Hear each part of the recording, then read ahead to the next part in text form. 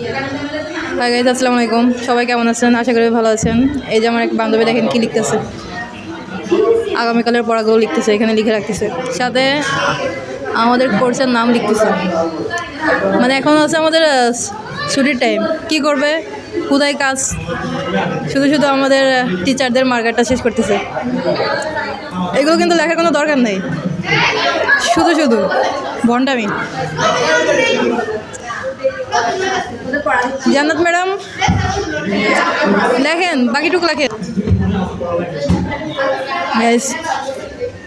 সে লিখতে লিখতে মনে হচ্ছে আজকে আমাদের মার্কার শেষ করে দেবে। আমরা জানি তুমি পড়া জানো, আগামীকালের পড়া কি কি।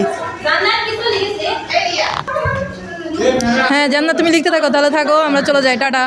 তুমি বসে বসে লিখো আগামীকালকের পড়া। Bye bye, bye bye.